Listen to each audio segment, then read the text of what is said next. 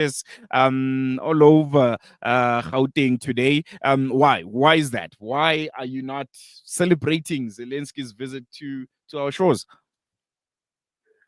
We are definitely disappointed, and we denounce the visit by the president of Ukraine to South Africa. We say that it will place us on the wrong side of history. As you have outlined in your introduction, it definitely compromises our non-aligned stance and position. And indeed, Ukraine remains a proxy of the USA, which is currently responsible for, militarization of the world instead of peace.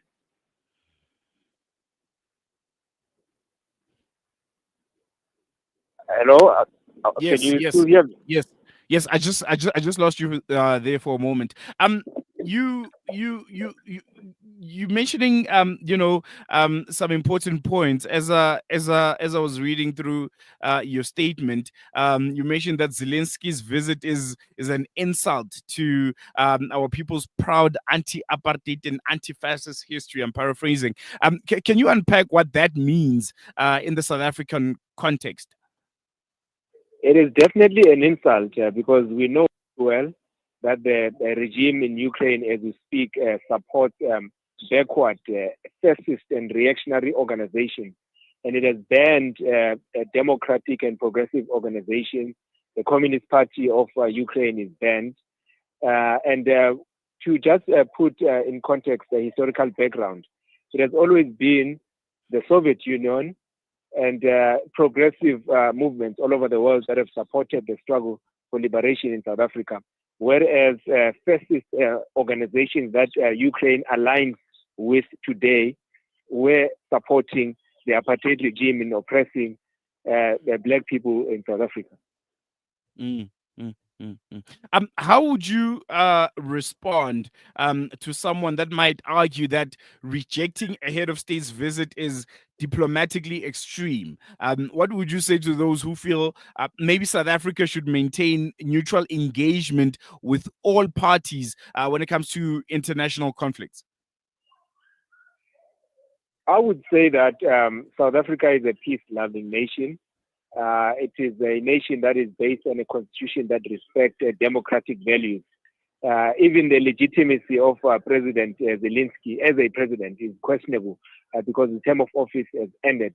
So those that are saying that we are not considerate of respecting the sovereignty of Ukraine are not entirely honest about it. Mm, mm, mm, mm. The SACP is a tripartite alliance partner, very close with the ANC, who are the leaders of this government of national unity, which is ultimately the government of the day. Have you raised this issue, these concerns with the ANC's leadership behind closed doors? And if so, what was the response? You are definitely correct. The SACP is in alliance with the ANC, and indeed, there are platforms where we engage behind closed doors. We have raised these matters with the ANC on numerous platforms. There are areas where the ANC would continue to implement what we would have advised against. In that regard, the SACP remains an independent organization, and it is allowed to go out there in public and raise its views on behalf of the working class in South Africa. And we have done exactly that through our press statements, through TV, radio interviews, like we're doing now. We're stating our independent position as the South African Communist Party in rejecting and expressing our discontent and dissatisfaction, disappointment towards the visit of the president of Ukraine. Mm, mm, mm, mm, just give us more details when it comes to these protests. Where are you guys having them? And what's the call essentially outside of the protests? Are there any actions that are going to be presented to the presidency and to the government that are hosting Zelensky? We will continue utilizing democratic platforms in South Africa to express our dissatisfaction.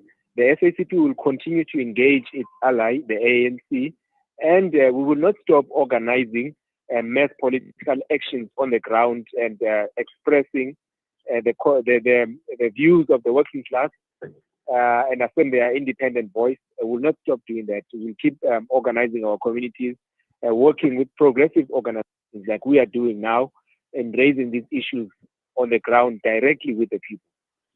All right, I think we're going to leave it there. Nkosithethile Bonga, thank you so much for joining us as the SACP Gauteng spokesperson. Really appreciate your time. Thank you so much for having us. We really appreciate it. Pleasure's all ours. Yeah, there you have it. South African civil and political society groups, led there by the SACP, are saying, well, President Zelensky should not be in South Africa. He should not be allowed in our shores.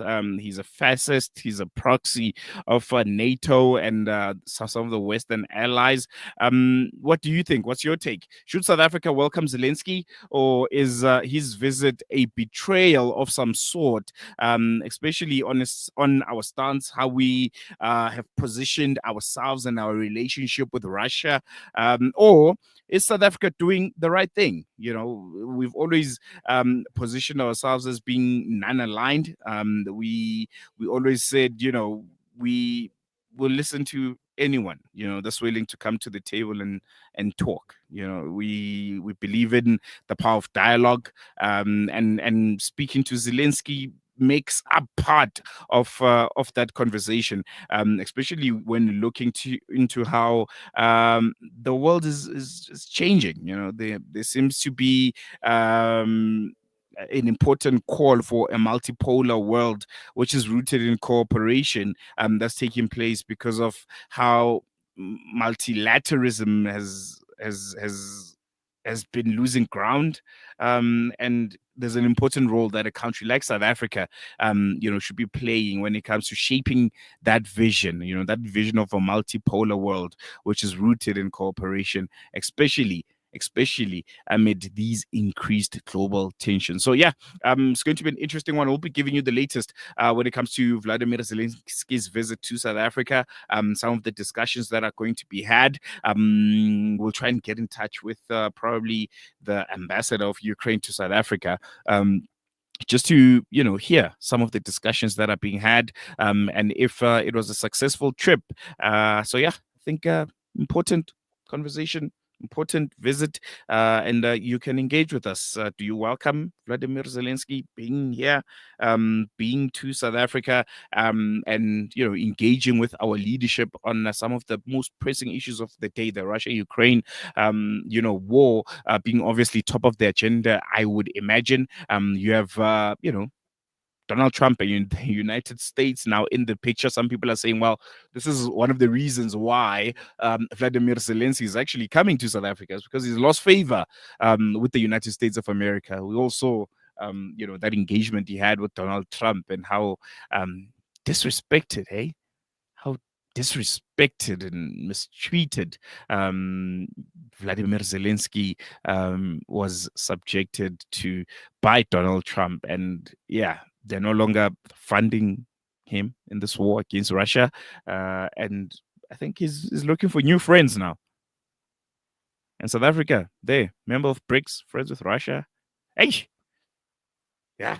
Hey, my head is spinning, but yeah, it will be interesting, you know, to get more insights on this visit and ultimately what was on the agenda. But yeah, we'll try and give you the latest when it comes to that. You can give us your thoughts. You can engage with us on our various social media pages, starting with WhatsApp, obviously.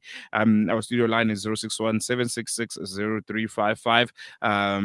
You can search at Salam Media on YouTube, on Facebook, on Twitter, well, formerly Twitter, now X, and you can check out some of the interesting interviews and insightful guests that we had. And yeah, you can send us a voice note or an SMS on 061 766 0355 or call us on 011 680 0355. The question is, what's your take on President Zelensky, Ukraine President Zelensky, visiting South Africa, especially at a time where it feels and looks like he's lost favor with the United States of America. He's not in good terms with NATO and the United States of America. Well, maybe not NATO, because the rest of Europe and members of NATO are still okay. They've come out and said we'll continue helping Ukraine, we'll continue assisting them, whether it's with armaments, it's with money in their war against Russia. But the big daddy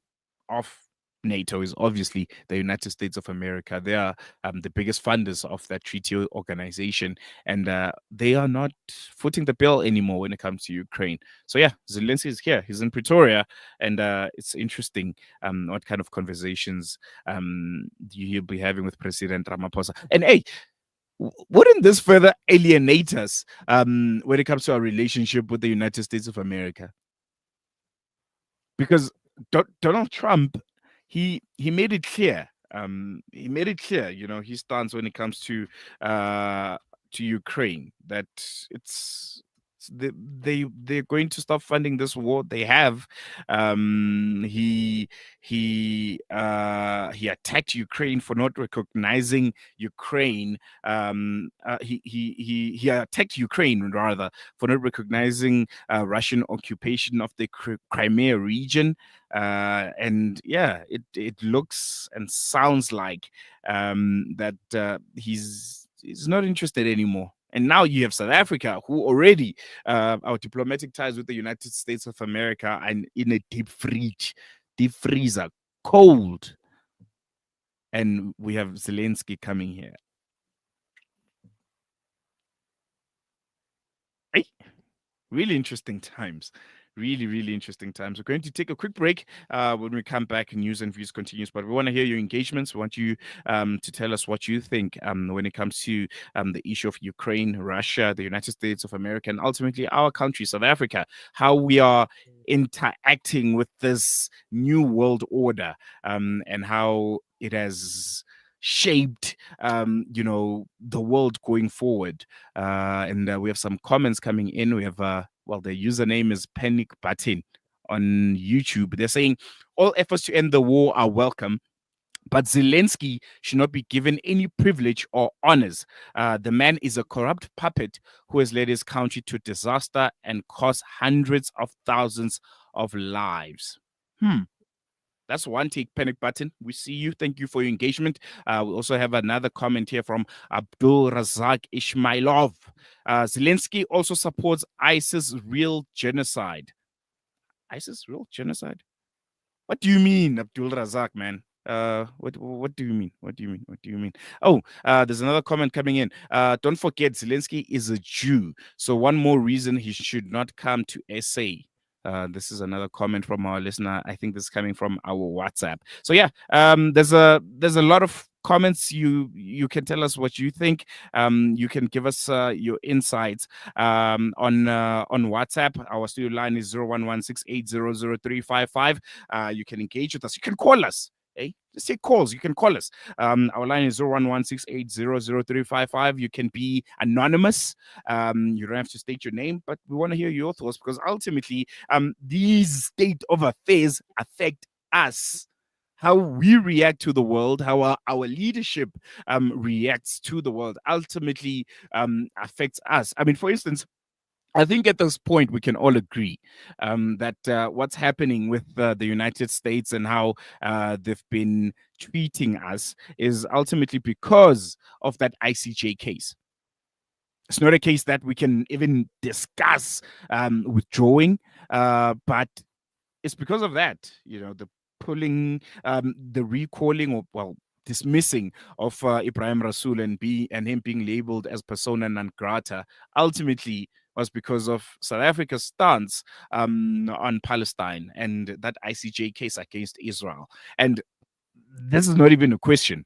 South Africa is not giving guns and bullets and money to Palestine, as we should, as any country, I think, that's in support of Palestine, that's in support of humanity, should.